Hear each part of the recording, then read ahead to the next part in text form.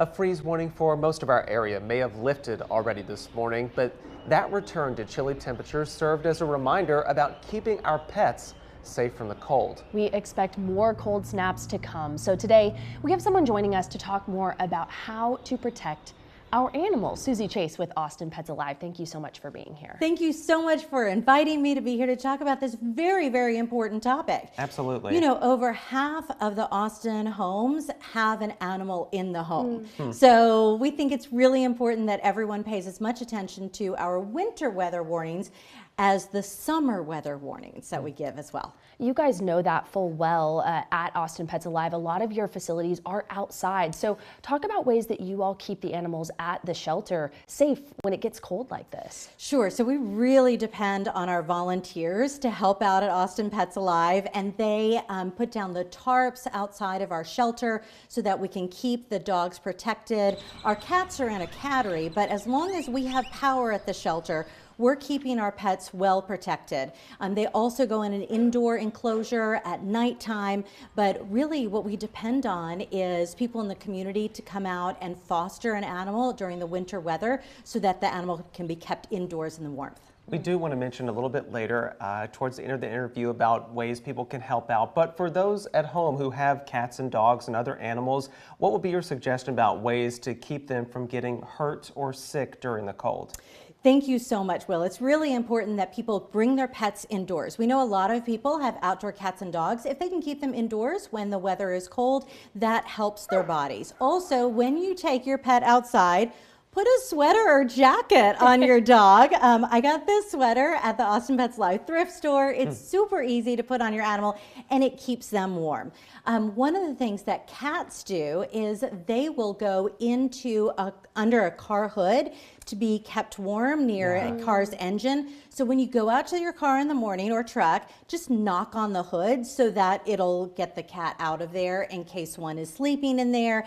Also, keep your walks short. Any kind of playtime that you have with your pets during winter weather, just keep it really brief, and you just want to make sure that your pet is comfortable and safe. And then also, if you see an animal out in the community that isn't yours and it's without a leash and it seems cold, go ahead and call 311 and see if an animal protection officer needs to come and pick it up. So many good tips, and a good reminder too that the sweaters for the pets aren't just cute, they also have a very important function.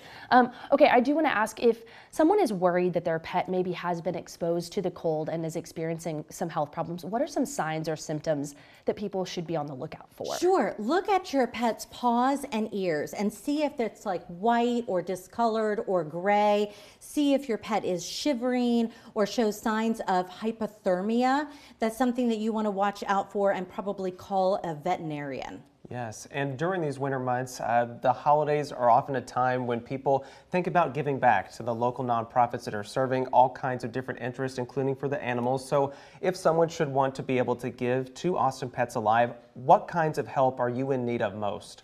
So we really need donations because we're a nonprofit and we depend on the generosity of the greater Austin community. We really hope that people will go to our website, austinpetsalive.org, and they can click on the donate button. There are opportunities for people to donate food. They can go on an Amazon wish list, or they can just donate directly with a financial contribution. And we have donation levels for pretty much everyone. It's really incredible when people donate to us. We also have an opportunity for people to drop off canned food or blankets or pet beds right in front of our shelter on Cesar Chavez. You know, I just want to, before we close out, is now a time where you all need, do you see a dip in fosters? Do you see an increase around the holidays? And, you know, when it comes to someone who may not have the funds to donate, but they say, hey, I've got time, I've got an open home, what do you all really need when it comes to adopters and fostering? So we really need animals out of the shelter and into homes. So if people can do a short-term fostering stint, that really helps out. Get the animals out of the cold weather and out of the stress of the shelter and can into a home. It helps our staff, it helps our volunteers, so they can find out how to foster or adopt just by going to our shelter. We're open from noon until 6 every day at our main location, it's our Town Lake Animal Center location. We also have a location in Terrytown. We have some smaller dogs there, and that's also where we have our neonatal kittens. So if people can make a long-term commitment to bring a dog home or a cat home or a short-term commitment, anything helps. We also need volunteers. So anyone who wants to volunteer can go to our website as well and find out how.